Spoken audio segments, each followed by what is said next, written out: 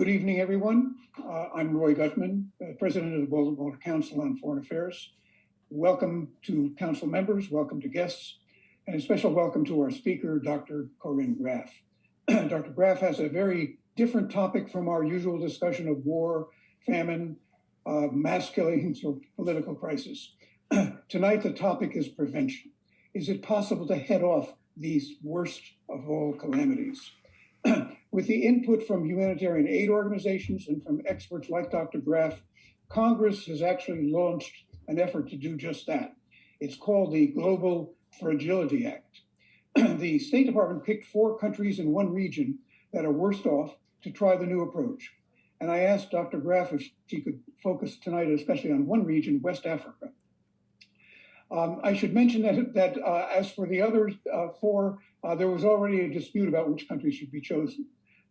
It was bound to happen. How could everybody agree on which places on Earth are the worst off? Even so, it's a healthy dispute. And the whole idea, it seems to me, has a lot of sense to it. If you tackle the worst off of all places, if you figure out a way to deal with them, then everything else is possible. In our flyer, I mentioned a staggering number of people who are now forcibly displaced from their homes. Something like 100 million, according to the UN High Commission for Refugees. A third of them are children. The question is whether the Global Fragility Act is the way to prevent this situation from getting still worse. Dr. Graff is a senior advisor at the U.S. Institute of Peace in Washington. She was on the task force that helped craft the Global Fragility Act. Before that, she was a deputy assistant administrator for Africa at the U.S. Agency for International Development. She's also coordinated development priorities at the National Security Council, and she was a fellow at the Brookings Institution. She co-edited a book titled Confronting Poverty, Weak States and U.S. National Security.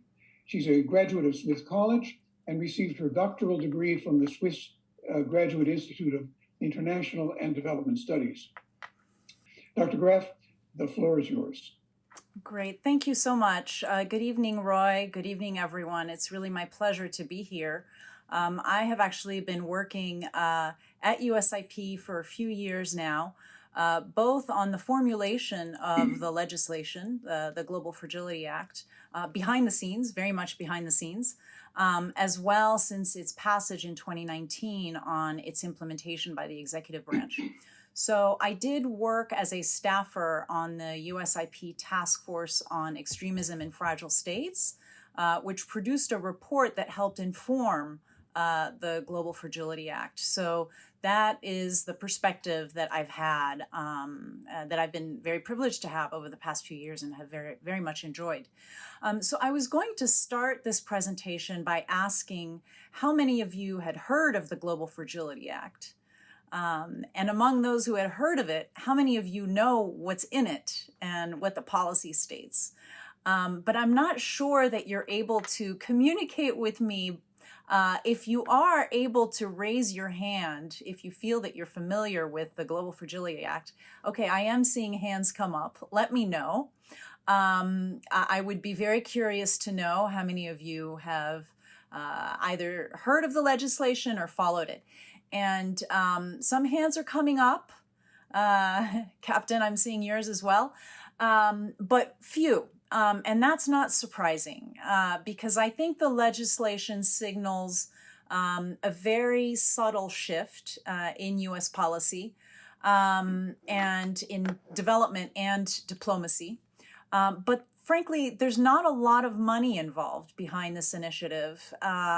What it is really is just time-consuming, staff-intensive work that's entailed, that's not particularly sexy, probably for the media to cover, and so it hasn't received a lot of attention, which I think is a pity. But I'm very glad that the Baltimore Council is offering us an opportunity to speak about it.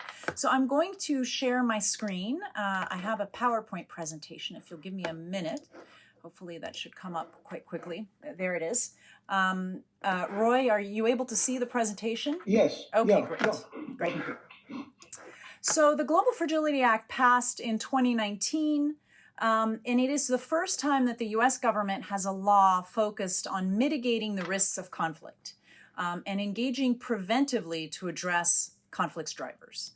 Unlike in other sectors, global health, food security, agriculture, energy, where we now have legislation that enshrines U.S. policy on development in those sectors, there was no framework, legislative framework for stabilization and conflict prevention until the GFA. So I think that's its significance. And it's going to do for stabilization assistance and support to peace processes what legislation has done in other sectors, which is to say it's going to make our policy more consistent over time and more sustainable. Before the legislation was around, of course, the U.S. government has been doing stabilization assistance, conflict prevention, engaging in peace processes for a very long time. In fact, we've been leading many of these efforts. But we didn't have legislation, and what that's meant is that we didn't consistently have the funding available to support those programs. As we all know, as I'm sure most of us know, if those programs aren't sustained, they're unlikely to have the same impact. And it's very difficult to make progress.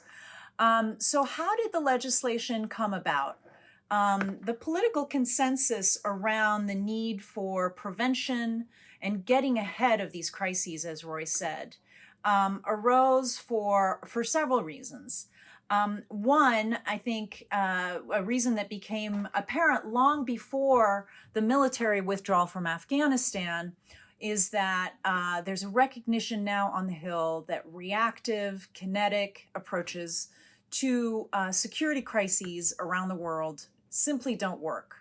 And what we see in the data is that since 9/11, the number of people killed annually in terrorist attacks has only increased. It's increased fivefold by some accounts. And that is despite multiple U.S. interventions to address terrorist organizations in a variety of countries, many of these countries, multiple times. And so ISIS and Al-Qaeda affiliated groups now boast more than 30,000 foreign fighters from more than 100 countries. So that's 4 to 5 times the number that were around in 2001. So I think that's contributed to a recognition that the approaches we've been using just haven't been working. I think that the numbers have been particularly stark in sub-Saharan Africa, so just wanted to note that, where we now see ISIS or Al-Qaeda affiliated groups either have a presence or launch attacks in more countries than ever. And the change has been very stark in sub-Saharan Africa. So not just the Sahel, but countries like Mozambique, which we'll talk about, Kenya, and South Africa. I think a second reason we see this political consensus on the Hill is a recognition that the very reactive posture that we've had in the past to international crises has been too costly, and that we simply can't continue to sustain either the financial costs of the so-called forever wars or the costs in lives, U.S. soldiers killed in combat. And there have been reports and studies that show that investments in prevention, if you invest $16, you can save, if you invest $1 in prevention, you can save $16 in costly reaction, whether it's military intervention, humanitarian assistance, policies. So all of these studies have emerged and have contributed to the consensus on the Hill. And then I think the third reason that this consensus has grown, and hopefully will continue to grow on the Hill, is that we now face a number of overlapping global shocks that are reversing some of the development and economic gains that we've seen around the world in these developing countries. So economic shocks caused by supply chain delays, inflation, have contributed to food price shocks, which are really affecting the economies, the livelihoods, and the stability of countries in the developing world right now. And this comes on top of course, climate change impacts. that we're seeing in places like the Sahel, which we know are going to be quite destabilizing, and against the backdrop of growing debt. So a lot of these countries are facing these global shocks, but don't have the reserves to manage their fallout. But I think really probably the most important has been the impact conflicts are having on the international system, and in particular, the forced displacement crisis. So Roy's number was 100 million. I came up with 90 million, but unprecedented numbers of forcibly displaced people, which are affecting the United States and Europe very directly, and I think have very much contributed to this consensus that we're seeing now. So enter the Global Fragility Act, which I would bill as a very different approach for designing and implementing programs in developing countries that are affected by conflict. Instead of addressing the symptoms, the purpose will be to address the root causes of instability and political violence. And so the Global Fragility Act commits the U.S. to interrupt potential pathways to conflict and to reduce threats before they arrive on our shores. The political consensus has been spearheaded by two champions, really, on the Hill, Senators Graham and Coons, who've been leading this effort behind the GFA with separate sets of interests. I think conservatives in Congress are focused on the efficiency of our investments, and Senator Graham, of course, is an appropriator. And liberals have been more focused on strengthening U.S. Civilian capabilities as a means of addressing national security threats. And Senator Coons' role on the Foreign Relations Committee, of course, has been very important. So the bill provides new funding for U.S. peace and reconciliation programs overseas, which, as I mentioned, have been under-resourced and have not received the sustained funding that they've needed.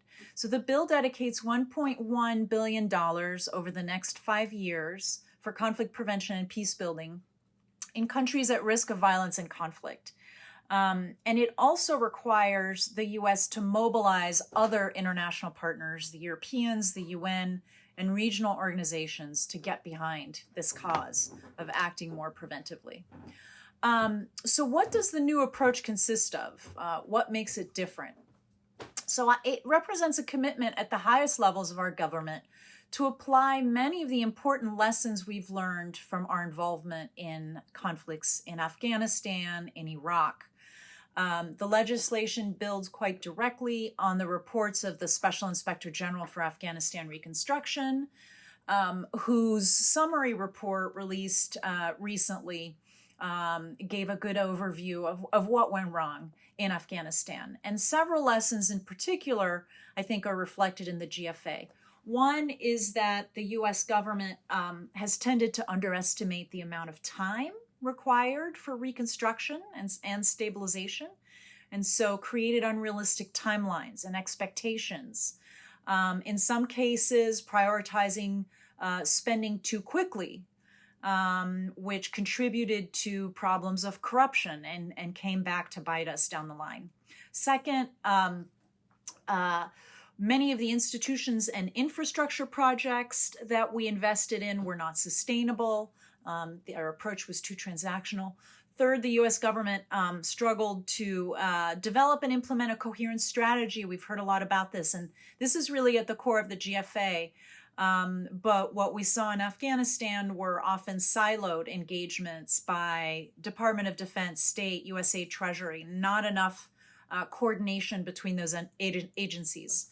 And one lesson I think that's come out as well is that we didn't necessarily understand conflict dynamics well enough to engage, especially on the development side, and particularly the political economy of conflict, which the UK has done a lot of research on in recent years, and donors are starting to do research on. We haven't seen as much in the US government, and hopefully the GFA will change that. And Corinne, also, could I ask you? yes, absolutely. Could you just explain that the political economy of conflict? Yes, so war economies. the informal economies that are sustaining rebels and insurgencies and insurgents, not the insurgencies, not the people who support the insurgents, but those who fight it, who need the resources, and often derive those resources through illegal or gray markets or black markets. But understanding those economies and the power structures that they give rise to is critically important. And particularly more so now that non-state actors have proliferated so much around the world and in conflicts. And then lastly, not enough to monitor and evaluate. Again, I'm talking mostly about development assistance here, but our assistance in the case of Afghanistan and Iraq. So the Global Fragility Act, 4 key provisions. One is it requires the executive branch, state, USAID, DoD, Treasury, and other relevant agencies to develop an integrated plan for prevention in countries and a 10-year strategy. Can't be short-term, year to year. It has to be a long-term horizon. So the U.S. government released a strategy under the GFA in 2019, December 2019, laying out the way it would approach the challenge. Second, the law requires state, USAID, DoD to submit 10-year country plans to Congress in at least 5 places, 4 countries in 1 region, that it will prioritize as kind of test cases for a new approach or a different approach. Third, requires agencies to report back to Congress on a regular basis about progress and what agencies are learning. And I think here the emphasis on learning in contexts that are very volatile, very fluid, and where it's very difficult to get it right. But often what may be needed is the leeway to experiment and to test things. And we haven't always had that leeway in the past. And so we've gone full into some programs, often, at scale. And if it hasn't worked, it's just been, it's been very difficult to change directions. And then fourth, the law, as I mentioned, authorized funding for $250 million a year, renewable at the end of 5 years. So over the 10-year period, it would be, if it's renewed, over $2 billion.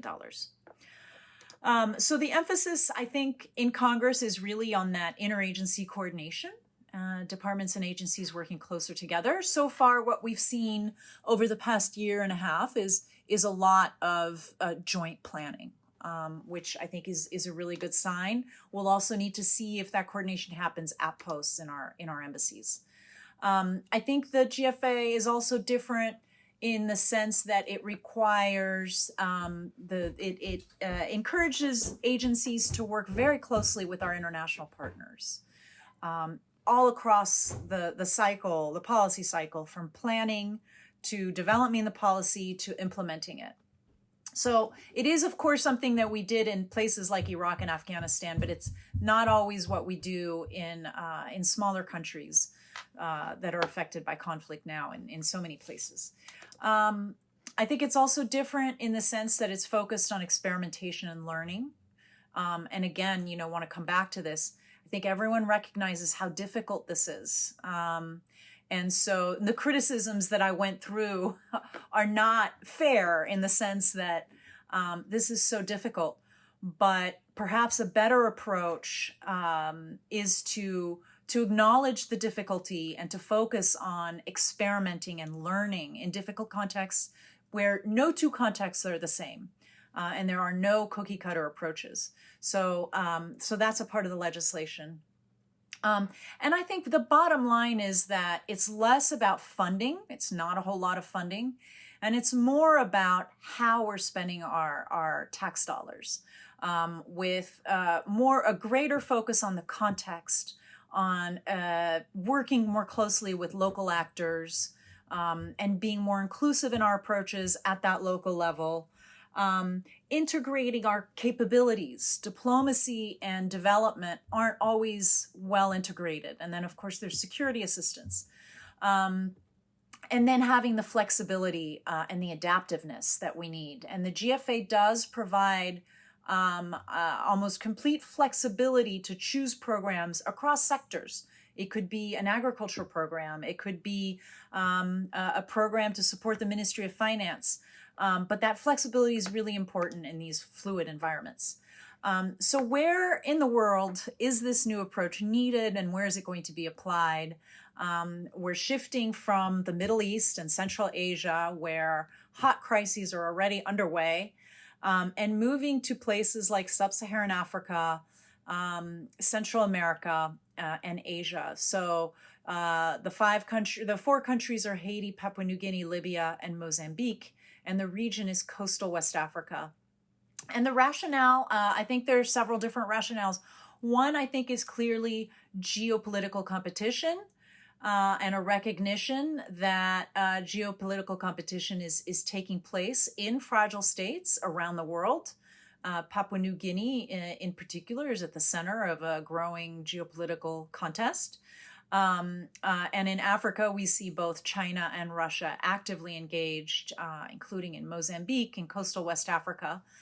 So I think that's one rationale. I think another is the spread of violent extremism, which of course has spread globally, but we're seeing the epicenter of terrorist violence shifting from Central Asia, Middle East, where it remains, but increasingly encroaching on Sub-Saharan Africa, West Africa, and East Africa. So the GFA was passed in the context of this shift. And I think at the same time, it's an attempt to get ahead of the curve and address the root causes of this violence as we see it shifting earlier than we have in the past. So what does this look like on the ground? Roy asked me to be concrete, so I'm going to try to talk also specifically about these contexts where we're going to apply this. So one of the priority regions is coastal West Africa. And here our foreign policy priority is to build stability and peace in nations that are threatened by both domestic crises and by violence that's spreading from the neighboring Sahel region. So the Sahel remains really kind of the epicenter of violent extremism and terrorism in that sub-region, but the threat is beginning to gradually spill over into the coastal states of West Africa in the Gulf of Guinea. So I'm going to go back to the previous slide here. So these countries on the coast here, to the west of Nigeria, are the countries that we're increasingly concerned about, and they're increasingly concerned about, and we're seeing the security situation deteriorate. In several of these countries where we've already seen attacks, and the countries have identified the presence of international terrorist groups. In 2021, USAID released an assessment that found that the coastal states are quickly approaching conditions of persistent terrorist insurgency. Among the countries that are most affected, the small country of Burkina Faso, which is inland, but also Cote d'Ivoire, which has been fairly hard hit by attacks recently. And in contrast, we have countries like Ghana, which have managed so far to prevent attacks despite having vulnerabilities. But we're seeing signs already that Ghanaians have been recruited by terrorist organizations operating in the region. But Ghana is at an earlier stage. And so what are the risk factors in a place like Ghana where we're just starting to see this threat beginning? So the new strategy commits to supporting initiatives over a 10-year period and to better coordinate economic and human development assistance, but also just to target the risk factors for violence. So what does that look like in a place like Ghana? I think there are at least 5. One is Ghana's proximity to countries in the Sahel where groups like the Islamic State are fairly well established. And northern Ghana in particular has strong historical, cultural, trading ties with those countries in the Sahel. So just the proximity and the ties between the countries put it at risk. Second is the threat of homegrown terrorism by Ghanaians. Foreign terrorist fighters who have already been recruited and by international terrorist organizations and who could come back to Ghana and and pose a concern. Third is the growing influx of irregular and labor migrants from neighboring countries that have already been destabilized, including Mali, Niger, Nigeria, and even countries in the Middle East. Fourth, addressing the vulnerability due to artisanal mining, which has poor infrastructure and could be exploited by terrorist groups, as we just discussed with Roy, who could use those mines to fund their activities. And fifth, I think what it really boils down to, and what the GFA really tries to tackle, is the multi-layered issues of underdevelopment, unresolved localized conflicts, poverty, unemployment, injustice. There are many marginalized communities in northern Ghana that haven't been sufficiently integrated into Ghanaian society. And they are experiencing a lag in economic and human development. And Ghana is also struggling, as many African countries are, due to the youth bulge, struggling to address the needs of its burgeoning youth populations, who also feel marginalized and are at increased risk of radicalization. But despite its vulnerabilities, I also want to point out that Ghana so far has warded off a spike in terrorist attacks, unlike some of its neighbors, and that it is among the most stable countries on the continent, with Morocco and Botswana. So Ghana does have sources of resiliency, which is what the GFA strategy is planning to focus on, or should focus on, in this region. How do you strengthen those sources of resiliency that the country already has? And what that looks like in Ghana, I think, is supporting institutions and practices that have traditionally kept the country stable. So, for example, Ghana has a very strong tradition of interfaith tolerance and cooperation between Christians and Muslims. The Ghana National Peace Council is an interfaith body that facilitates mechanisms for conflict prevention, dialogues, conflict management, and resolution, and that's very active in the country already. Second, Ghana has a multi-ethnic society, quite like the United States, and a strong culture of peace, which of course need to be nurtured, but it already has that baseline.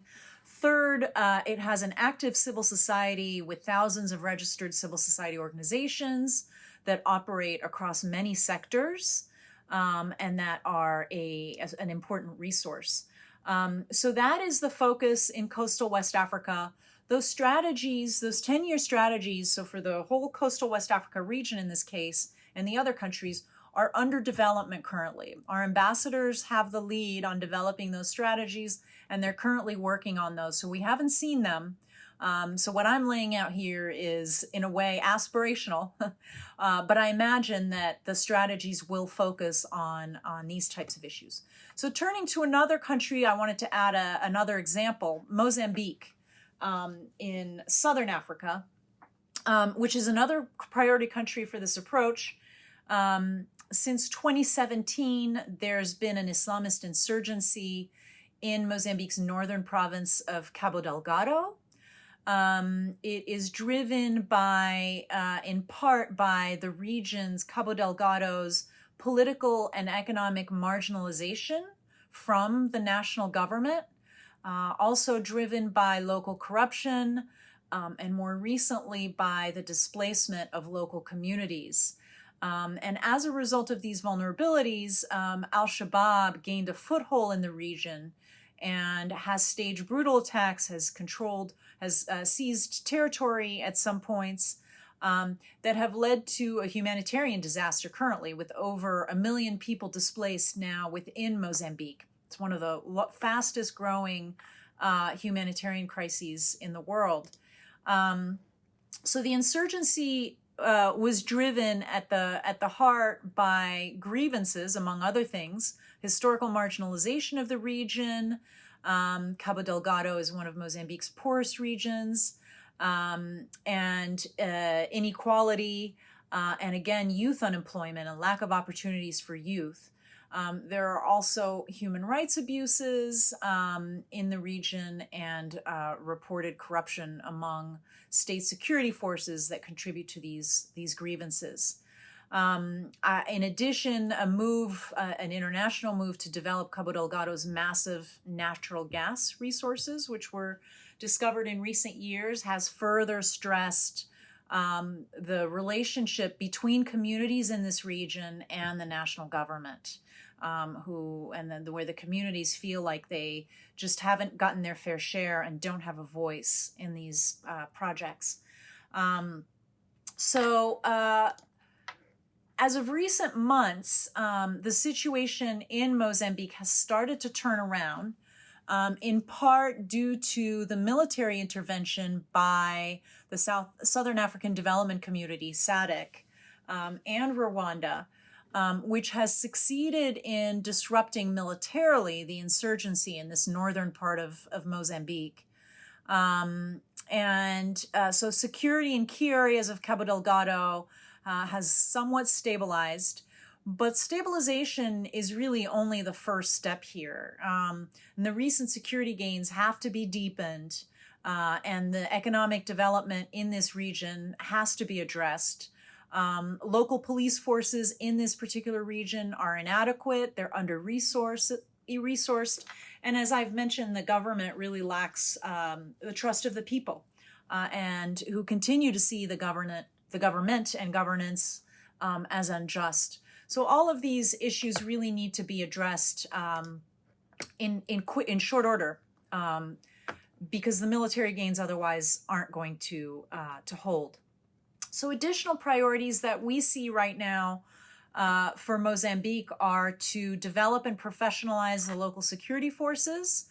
And this is a mission that the regional stabilization, SADC stabilization mission is already looking at. More broadly, a need to focus on economic and social needs of the people of Cabo Delgado, who've been marginalized for some time. And here also efforts are now underway, including an $800 million commitment by the World Bank to this region to address socioeconomic underdevelopment. But I hope that we'll see other efforts by the U.S. government under the GFA, including a focus on fostering reconciliation and decentralization, participatory and transparent governance in this region in particular, but in Mozambique. Second, more efforts by the international community to address the very grave humanitarian crisis that's unfolding. Funding is lacking for the response and is being diverted really to the crisis in Ukraine at this point, which is well funded, but humanitarian crises around in the rest of the world have largely lacked substantial funding. Third, a focus on training the Mozambican military. In addition to training the Mozambican military in counterinsurgency operation, which the U.S. government has been doing, we should also focus on supporting the regional force and improving military-civilian relations, and security governance in the security sector. And fourth, providing support for the SADC mission to strengthen early recovery in the Cabo Delgado region, to help foster the return of the massive numbers of internally displaced people by revitalizing the local economies, something that other peacekeeping missions in other conflict-affected regions have done, but often the international community does too late. So those are, I hope, specific examples that you all can wrap your arms around. The GFA is quite broad and not very tangible, but hopefully those specific examples give you a sense of what we're talking about here and what we're hoping happens under the GFA. So with that, I think I'm going to stop there and take down my PowerPoint and turn it back to Roy. Well, thank you, Corinne. I find that fascinating. I mean, the discussion about lessons learned, about keeping your ear to the ground, understanding the context, and having a long-term strategy. Those are terms we don't hear very often in government and even in foreign affairs. And the aspirations certainly are well worth examining. And let's see if you can carry it off. But I had a question, just it's a general question. We'll go to our audience questions.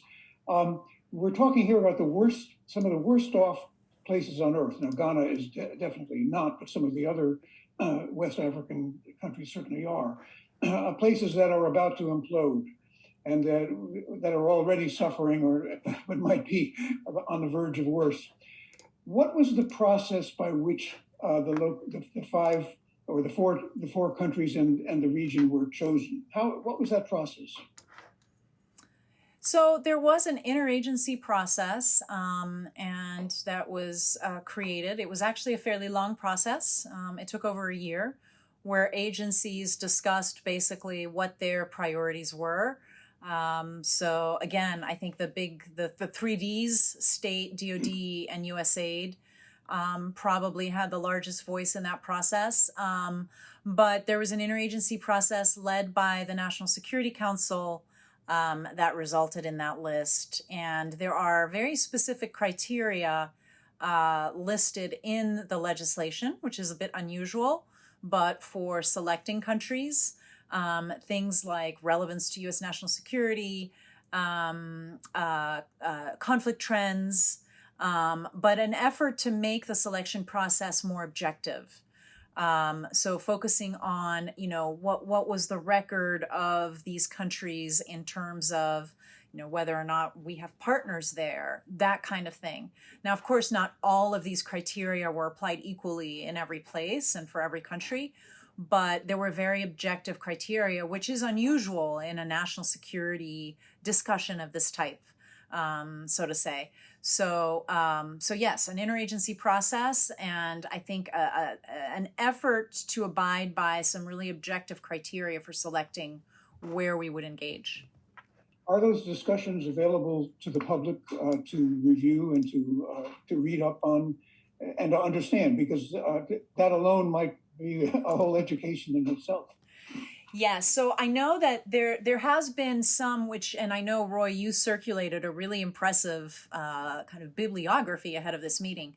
So I think you may have included some articles on this, but there were articles released on this that give you some sense of what was being discussed. But, the discussions touched on national security issues, and so I'm assuming were at least to some extent classified. I'd be surprised if those discussions would be released. But I do think that you can get quite a bit from looking at what's been published. Okay. And second, I should also just add the dispute over whether Haiti or Libya should have been chosen. What happened and how did it come out?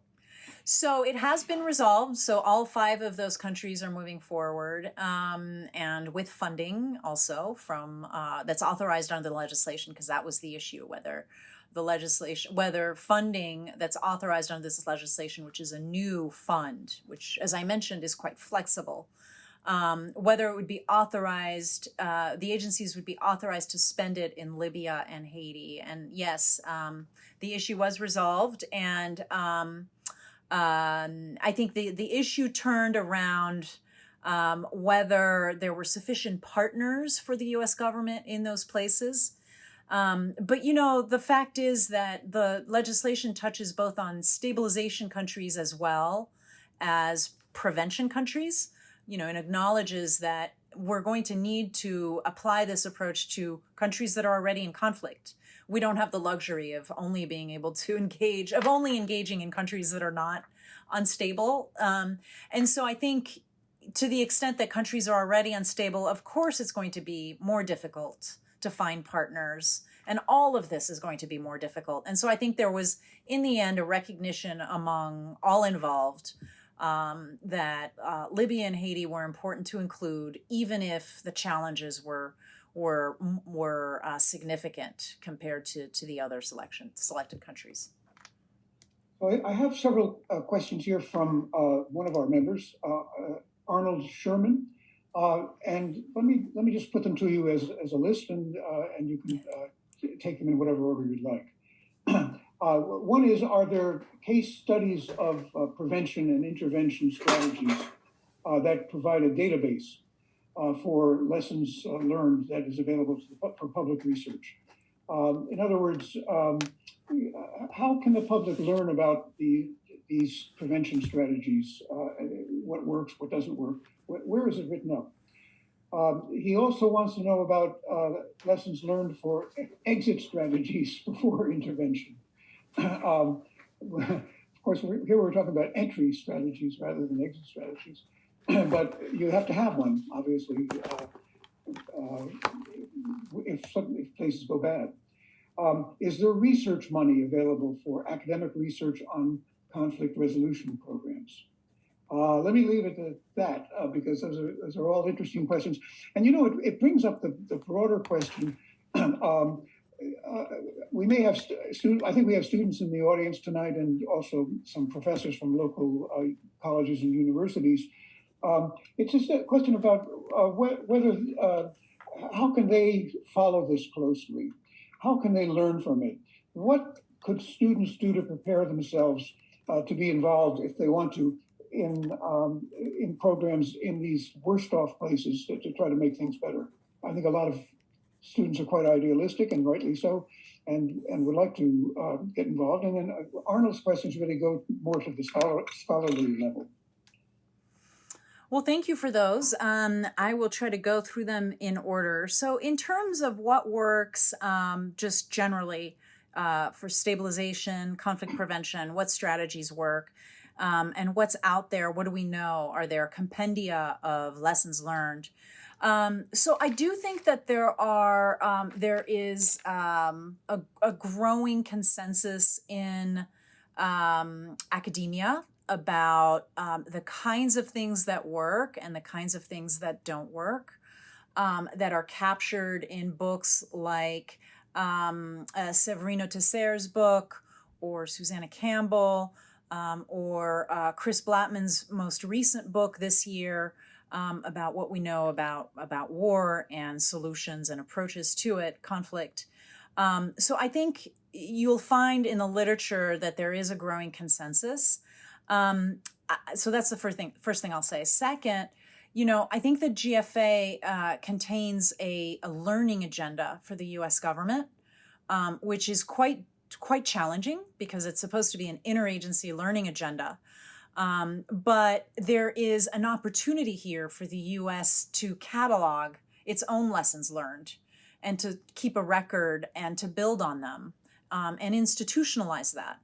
So, of course, that's a very tall order because it encompasses so many different sectors, but we'll see what the U.S. government's able to do. There's some funding set aside for that under the GFA. So I think that's very encouraging. And to some extent, the learning and what works will need to come out of this process.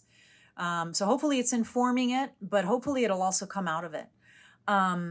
So third, I think your question about both what students and professors can do, how they can follow this, as well as academic research, I think there's an opportunity here, and I worry that the lack of publicity for this initiative is going to be an obstacle for academics, and there are many academics in political science, in economic development, working on these issues to surface their research and to engage and advise with the U.S. government and other donors who are working on these issues. The UN is as well.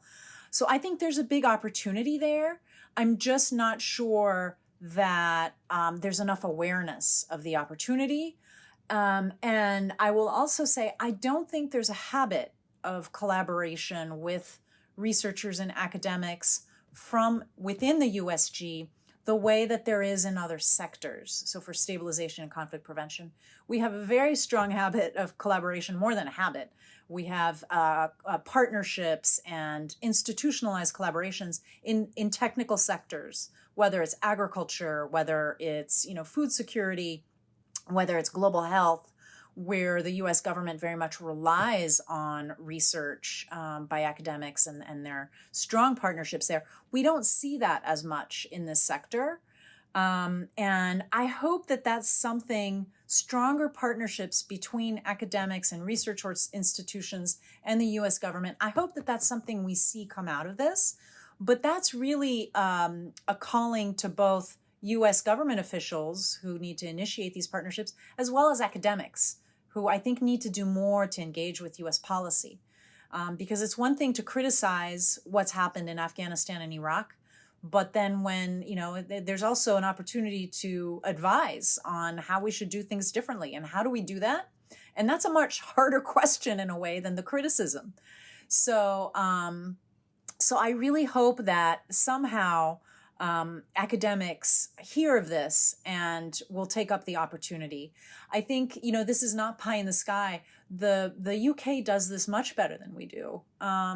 They have institutionalized partnerships with American universities that we don't have. And that's unfortunate, on peace building and stabilization specifically. So there are models there. There are ways of doing this. And I hope that's something that comes out of this. In terms of how to prepare to work on this set of issues, I think the GFA is a case study in how to use, or hopefully will be a case study in how to use development and diplomacy to directly advance U.S. national security. U.S. development and diplomacy, broadly speaking, support and advance U.S. national security. But the GFA, I think, is intended to do this more concretely and directly in places where our interests are directly threatened.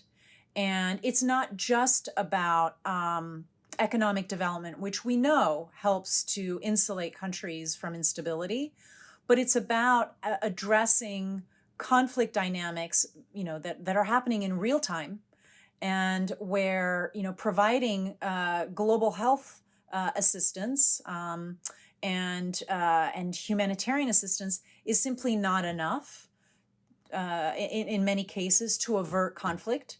That in the context of a conflict, providing that kind of assistance can actually sometimes backfire. And so really understanding what conflict sensitivity means for our assistance in these contexts is a part of the GFA. And so I think students that are interested in this approach should take a closer look at global development and also, our diplomatic tools. And specifically, how do we use diplomatic tools in a way that's complementary to our assistance? And ideally our security assistance and our development assistance, but using these tools in tandem, as opposed to, approaching like the study of diplomacy and conflict resolution and tackling that separately from development programs. I think this is a bill and an approach that asks us or forces us to see these things together and how do they work together, and that's really important. And I think Congress is right to call attention to the silos in our government and the way we need to work together more closely. But those are also disciplinary silos in academia. And so I think it's also a call to academics and researchers to focus on how do these things work together. So I'll stop there. No, and Arno, thank you for your series of questions. And by the way, the suggestion you just had for some books to read, if you want to send them to me, I'll post them in that information box. I have a question here from Otis Sproul. I have two questions, James Campbell and Otis Sproul, on China and the Chinese attitude towards what the U.S. is doing. Is there any interest in collaboration, for example, in the Global Fragility Act, or are the Chinese off doing their infrastructure projects and running up billions in debts for all the countries involved? And a question from James Campbell, which is related. How does the GFA compare to what China is doing in terms of financing development projects in third world countries? So the China angle is interesting because the Chinese are active. They saw a gap, they saw a vacuum, and they've been filling it. But there's some questions about whether they've been filling it the right way. Yes, all very good questions. So I think that I'll start with this question about how what the GFA does compares to what China is doing. So I am not aware of conflict sensitivity being an important aspect of China's development programs in conflict-affected countries. So I think that would be the major difference, where I think the US, to be completely fair, doesn't always do this either, but we do have a whole slate of programs that do this. I'm not aware of China having them. Of course, China is now participating actively in peacekeeping and increasingly in peace building. But I think we have a long history, not just of engagement, but of programs. And, you know, let's face it, conflict resolution is largely about governance. And so it's not, you can't just look at it as a technical economic development issue. And so I think that's a lens, I think that's difficult for China to embrace. It's about dialogue, it's about inclusion, and those are the kinds of activities that promote peace. So the infrastructure project, you know, you probably can't do without the infrastructure project, but it's not enough. And I'm not sure that China is in a position to start taking on some of the programs that will be needed under the GFA. And that's where, frankly, the US has a competitive advantage, so to say. Not saying that we're competing in this space, but we've been doing this for longer, and we have more tools at our disposal, and we're more ideologically inclined, I think, to this kind of work. And then your last question, so interest in collaboration. So there may be interest in collaboration. I think the collaboration on peacekeeping is encouraging. China's interest in peace building is encouraging as well, but I'll have to believe it when I see it, so to say. I don't see it coming together in an important way. And the Chinese have not really shown adeptness in dealing with political crises anyway in other countries. They've tended to throw in money or throw support often to the bad guys. And I think this is simplistic, so pardon me for being simplistic, but you know, I think their philosophy is more that the economic assistance is going to speak for itself and we know that's not true. We know that economic assistance can often inadvertently contribute to conflicts. So. Stuart Steinman has a question. What is the role of the UN in the GFA? Is there one? So I think the GFA is focused on coordination with our international partners. And actually, this is a point I wanted to make in response to your last question. So thank you for raising this. I think one of the differences also between the US approach and the Chinese approach is that the US is in a position to lead the international community, the World Bank, the IMF, the Europeans. And when you put all of those resources together, they outweigh what China's able to do, even with China's incredible resources. And so I think it's critical, and I think that's one of the reasons that there's this consensus on the Hill, that we work with international partners and that our approach under the GFA be about mobilizing the international community and international resources. That is something the US can do. And as I said earlier, I'm not sure the Chinese are going to want to be mobilized this way. I think if they did, that would be great. But I do think we have the ability to do that in a very deliberate way, and that this could counter certainly some of you asked me earlier, Roy, about the Wagner Group. some of the harmful interventions of powers like Russia that are highly destabilizing, not effective, as we've seen in Mozambique, and pay no attention to governance and stability. That's not the point. So, yeah, I'll stop there. Cooperating with Russia is a tough.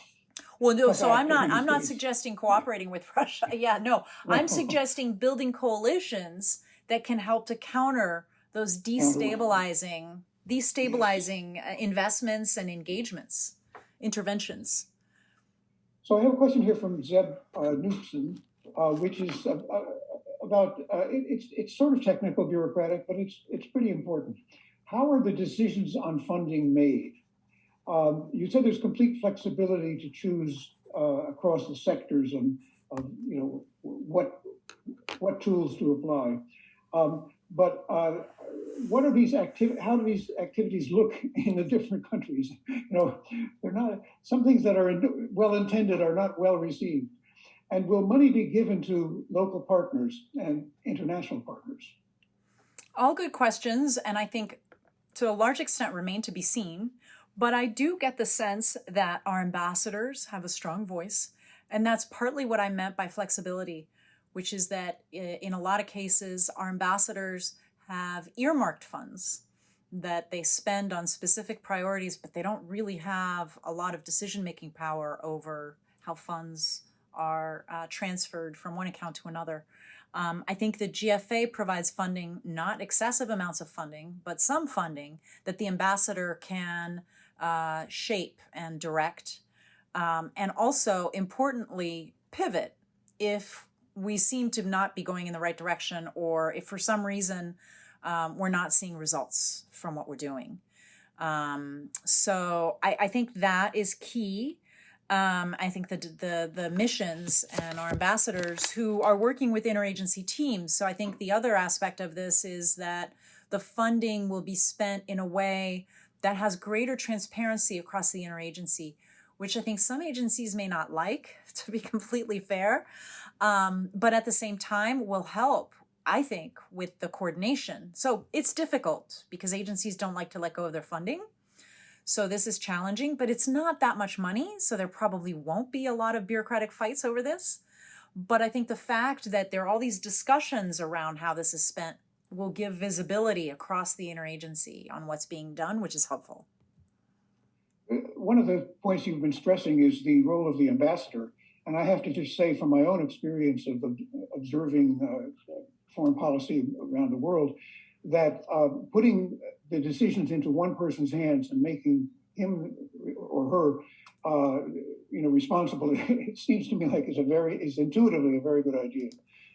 Because for one thing, you have a chain of responsibility, but also you have decisions being made, and instead of the interagency kind of waffle that often occurs. A question from James Turner about Afghanistan and the lessons learned there, and of course, I suppose the point of the Global Fragility Act is really to avoid an Afghanistan kind of intervention in the future. But one of the things that happened there, and I think it's in the SIGUR report, is that the troops had barely any food. This is the locals, or ammunition at the end. The money went into other people's pockets or foreign bank accounts. Is there a single lesson that we can learn from that, or obviously don't let this ever happen again? But how do you avoid it?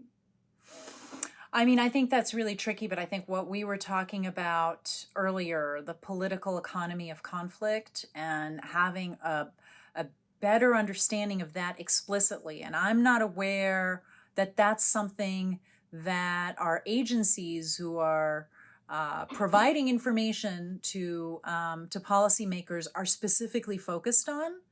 And that's a pity because, in conflicts, it's so critical. And there's been a lot of progress in the past decade or two in terms of research, and it's already penetrated in some governments, like the UK, for example, which has a stabilization strategy that very much reflects these dynamics. And they're critical to understand when you're not just dealing with another government, you're dealing with all these non-state actors. And so you have to understand their informal networks. You have to understand how they figure relative to the power center. And I think we are very good at understanding individuals, but I think that political economy and those political economy structures we're just not focused enough on. So I feel like that's a bit of a blind spot. And I think that's very important to understanding then, the potential for corruption. There's probably always some potential for corruption. And there are people out there who say that for development assistance, at least, we spend so much time worrying about the corruption that could come out of our development assistance and so little time worrying about whether we've got the right approach and we're working with the right partners, that it's unclear whether we actually are getting the short end of the stick in the end, or whether our aid is not being as effective as it could because we're so focused on the corruption. We're working in countries where corruption is probably unavoidable to some extent because they, by definition, don't have the systems in place. I'm not suggesting that we should turn a blind eye to corruption. I'm suggesting that we should understand it, that there should be a certain risk tolerance for it. The Europeans have greater risk tolerance than we do. Maybe we work through them or with them. If our taxpayers don't have tolerance for this, which they may not, then maybe we work with donors who have the tolerance for that kind of fiduciary risk. If it's because it's necessary in some of these places. Otherwise, your aid dollars just aren't going to have any impact, which is maybe no better than contributing some to corruption, but having a program that's actually making real progress on the ground. So I think that risk tolerance is an issue. The understanding is an issue. And then I think thirdly,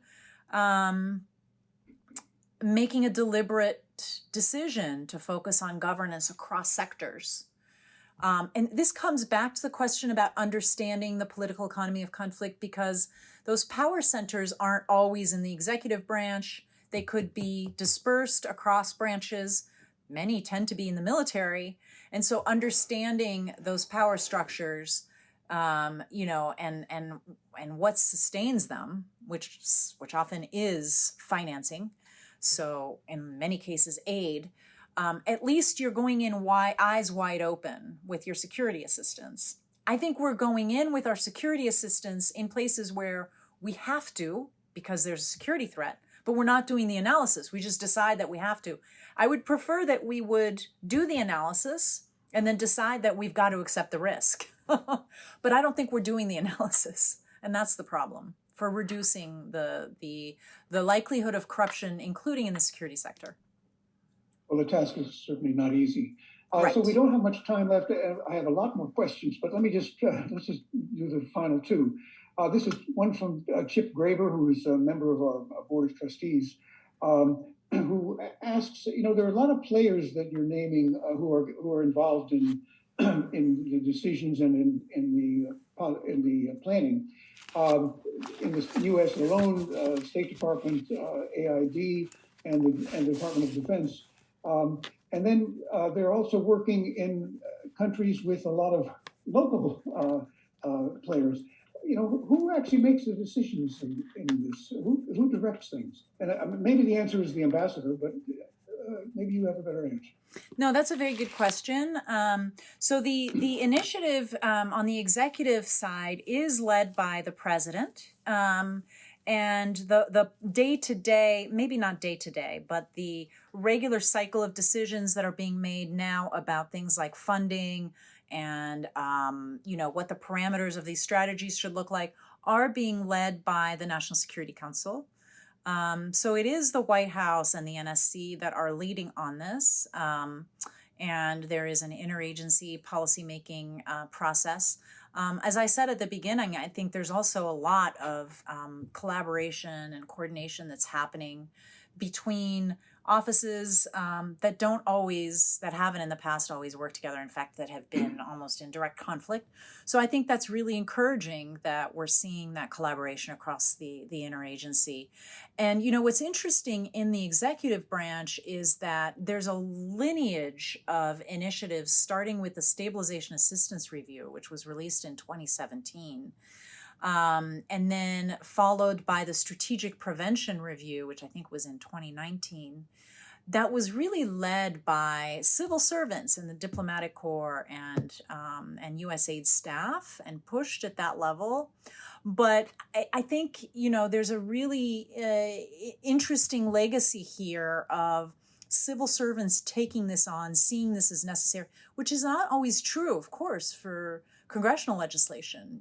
Sometimes there's like this tug of war between Congress and the executive branch. And I think here you see both sides kind of coming together. And that's one of the reasons this is moving forward. But I think it's also really important that the White House takes ownership of this and leads this, because it's one thing to kind of set it in motion, to write the plans. It's going to be a whole other thing to actually implement it and get all the gears moving in the right direction. That's going to be a fairly heavy lift, and I think it's going to require the White House to stay engaged. Well, that is definitely a good idea. The final question is related, and this is from Phil Reynolds. Why did it take so long to implement the Global Fragility Act, since it was approved in 2019? Right, and we're in 2022. So we did have a change in administrations. So the Global Fragility Act, yes. So there was a change in administration, so that's one thing. And then I think, there were some issues with the selection process, which took more time than it should have. I think everyone acknowledges that. And that's unfortunate. But we're now past that. So I'm optimistic that things are going to move and keep moving. At the same time, I worry a little bit about expectations being too high. And, you have big power brokers in Congress pushing this, and they're going to want to see results, understandably. But I have some concern about how expectations are going to be set. But what do we see at the end of this, in what time frame? And we're not going to see nation building, right? We're not going to see Mozambique turning around in the next 10 years.